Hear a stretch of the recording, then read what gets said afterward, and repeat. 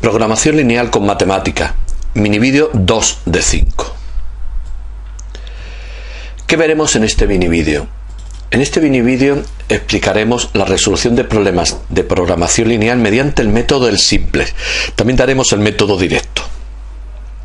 Vamos a trabajar con matemática en su versión 7 y utilizaremos una serie de funciones tanto de matemática como del paquete Mateco que están aquí reflejadas.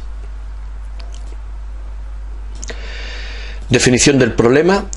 Vamos a resolver el problema de maximizar una función lineal sujeta a un conjunto de restricciones lineales de desigualdad. El método del simplex. Vamos a aplicar el método del simplex resolviendo el problema que está en pantalla, es decir, maximizar una función de dos variables sujeta a estas tres restricciones principales y a la no negatividad de las variables. En primer lugar vamos a introducir variables de holgura. ¿Qué son variables de holgura? Variables de holgura son variables no negativas que convierten desigualdades en igualdades. Nos referimos a las restricciones principales. Es decir, por ejemplo, incluir aquí una variable de holgura convertiría esta desigualdad en una igualdad. Como esto es menor o igual que 6, una variable de holgura que ha de ser no negativa entrará sumando. Es decir, será x1 más x2 más x3. x3 será la variable de holgura igual a 6. Si introducimos variable de holgura en las otras dos restricciones, tendremos las variables x3, x4, x5, variables de holgura no negativas. Las variables de holgura entran en la función objetivo con coste 0, es decir, los coeficientes de la función objetivo de todas las variables de holgura ha de ser 0. Tenemos ya el problema en forma de con restricciones de igualdad, donde el rango además de la matriz de coeficiente debe de ser máximo, es decir, el rango de la matriz formada por 1, 2, 1, 0, 0, 1, menos 1, etcétera, así, rango de la matriz coeficiente debe de ser 3, debe ser el máximo rango que puede tener. Estas restricciones también las podríamos poner, nos referimos a las principales de esta manera, es decir, los coeficientes de x1 son 1, 1, 0, que es este primero, los de x2, 2, menos 1, 1, que es este segundo, x3, 1, 0, 0, etcétera, igual a los términos independientes, también llamados recursos, 6, 4, 2. A estos vectores se les suelen llamar P sub i o P sub j, así, P sub 1 sería el primero, P sub 2 sería el segundo, P sub 3, P sub 4, P sub 5 y P sub 0. Se le suele llamar al vector de término independiente. Y observamos que existe una base canónica entre estos vectores. Obsérvese que los vectores canónicos son estos tres que estamos señalando, por lo tanto P sub 3, P sub 4, P sub 5. Si con los datos que nos den no existe una base canónica, hay que introducir una artificial que lo explicaremos en otro minivídeo. Vamos a llamar A sub 1 a la matriz ampliada de los términos independientes, es decir, la matriz de los coeficientes de las variables, que es esta que señalamos, añadiéndole la de los términos independientes. Vamos a llamar C sub 0 el vector de costes. Los vectores de costes, vemos, eran 2, 1, aquí los tenemos 2, 1 y 3 ceros, pero añadimos uno más, lo hemos puesto en rojo. Y llamaremos el vector de costes básico a los vectores asociados a la base. La base era P3, P4, P5. Por lo tanto, el vector de costes básicos serán esos tres. Y ya podemos pasar a la primera tabla del simplex. Todos estos datos los podemos pasar. La primera línea hay que poner los costes. Después hay que poner todos los datos que hemos puesto en la matriz anterior que hemos llamado A sub 1, que son estos que señalamos. Y después ponemos aquí los costes asociados a la base, que es P3, P4, P5. Y ahora vamos a ver cómo se rellena la última fila. La última fila son los llamados Z sub j menos C sub j. Es muy fácil. Y es muy fácil rellenarlo.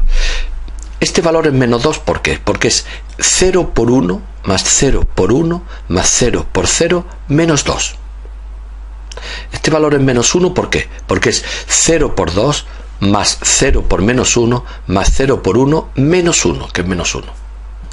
Este, por ejemplo, 0, ¿por qué es? Porque es 0 por 0 más 0 por este 0 más 0 por 1 menos 0 igual a 0. Y por último este valor que es Z sub 0, que es 0 por 6 más 0 por 4 más 0 por 2. Es decir, estos valores z sub j menos c sub j se obtienen multiplicando el vector de costes básicos por el correspondiente p sub j y restándole el coste. ¿Cómo podemos hacer obtener este vector sin necesidad de hacer esta operación? Mediante la función zc. La función zc toma a la matriz que hemos llamado A sub 1, al vector de costes y al vector de costes básicos. Y nos da, como observamos, z sub j menos c sub j. Obsérvese que el último elemento es este último. También nos da el z sub 0. Por eso hemos añadido un 0 de más. Esta tabla, primera tabla, lleva asociada una solución. Esa solución ha de tener 5 variables. De las 5 variables, las básicas son estas 3 que hemos señalado en rojo: 6, 4, 2, y las no básicas 0. 6 sería la tercera componente, 4 sería la cuarta componente y 2 sería la quinta componente de ese vector. Por lo tanto, ese vector sería este: tercera, cuarta y quinta componente, y las que no aparecen son 0. Y este vector no es solución del problema, porque hay z sub j menos c sub j negativos. Es decir, el criterio para saber si el vector asociado a esta tabla es solución del problema es simplemente ver si existe algún z sub j menos c sub j negativo. Si existe alguno, no será solución y hemos de obtener otro vértice. ¿Cómo obtenemos el otro vértice? Para obtener el otro vértice hay que tomar aquí el valor más negativo, el más pequeño, menos 2, y diremos que P1 va a entrar en la base. Recuérdense que la base está formada por estos 3 vectores. Pues bien, P1 entra en la base. En la base, en R3 no puede tener 4 vectores, hay que sacar uno. ¿Cuál sacamos?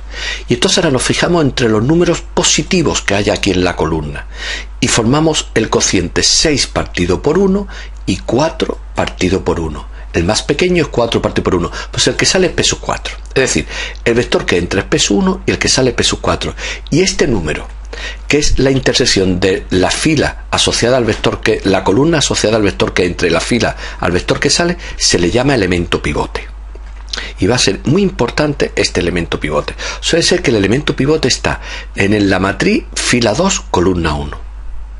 Pues bien, si ahora nosotros utilizamos la función pivote de la matriz primera 2, 1 y llamamos a esta nueva matriz A sub 2, vamos a tener los datos asociados a la segunda tabla. Es decir, los datos asociados a la segunda tabla, estos que estamos subrayando, lo hemos colocado como siempre aquí.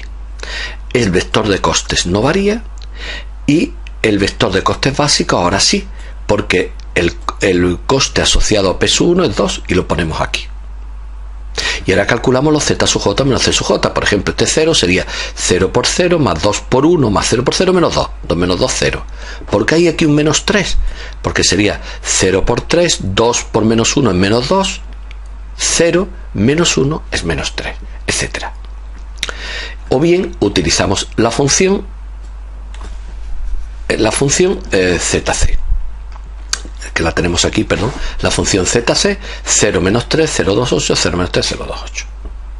Como este número es negativo, la solución asociada a este vector, que sería primera componente 4, segunda componente no aparece en la base, 0, tercera componente 2, cuarta componente no aparece, 0, y quinta componente 2, es decir, este no es solución óptima. Pero se observa que ya la función objetivo se mejora. Hemos pasado de z sub 0 igual a 0, recuérdense que era el dato de la primera tabla, hemos pasado a otra mejor, z sub 0 igual a 8, porque vamos obteniendo cada vez puntos donde el valor de la función objetivo se va mejorando. Hacemos exactamente igual.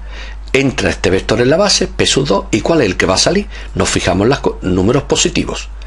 2 partido por 3, 2 partido por 1, el más pequeño es 2 partido por 3. Por lo tanto, ese será mi elemento pivote, que está en la fila 1, columna 2. Hacemos ahora pivote 1, 2, fila 1, columna 2, y obtenemos los datos asociados a la última tabla. Estos datos los pasamos aquí, y calculamos los z sub j menos c sub j, y observamos que ya son todos mayores o iguales que 0. Por lo tanto, esta es la solución del problema. Esta será su primera componente, esta será su segunda y esta será su tercera. Y el valor de la función objetivo ha mejorado, ha pasado de 8 a 10. Este sería el punto, función objetivo igual a 10. Vamos a dar, para terminar este mini vídeo, un método alternativo, método que llamaremos método directo. Y lo haremos para el mismo problema. ¿En qué consiste el método directo? En primer lugar, en que pasemos al problema en forma estándar, es decir, donde hemos introducido variables de holgura. En segundo lugar, que utilicemos la función maximice y veamos si el problema tiene solución, y observamos que sí. Además vemos que las componentes positivas, o sea, las básicas, son la 1, la 2 y la 5. ¿Qué quiere eso decir? Que está en la base final, P1, P2, P5. Entonces ahora simplemente utilizamos los mismos criterios que antes, es decir, la matriz A de partida, el vector de coste y el vector de costes básico. 1, 2, 5, primera y segunda y quinta componente del vector C sub 0. Y calculamos los Z sub J menos C sub J. Y para calcularlo vamos a definir una matriz B. Esta matriz B va a ser una submatriz de A formada por las columnas asociadas a la base canónica, es decir, 1, 2, 5, primera, segunda y quinta columna. Primera, segunda, tercera, cuarta y quinta columna. Esta será la matriz B. Y mediante esta función simplex de BA vamos a llegar a obtener las componentes básicas de la solución, que podemos comprobar que tienen que coincidir con las positivas aquí. De tal manera que a partir de aquí ya calculamos los Z sub J menos C sub J y vemos que son mayor o igual que 0. Y además vemos que solamente hay 3 ceros, es decir, el problema no tiene infinitas soluciones, tiene solución única. ¿Qué veremos en el siguiente mini vídeo? Mostraremos ejemplos de problemas sin solución y otro con infinitas soluciones.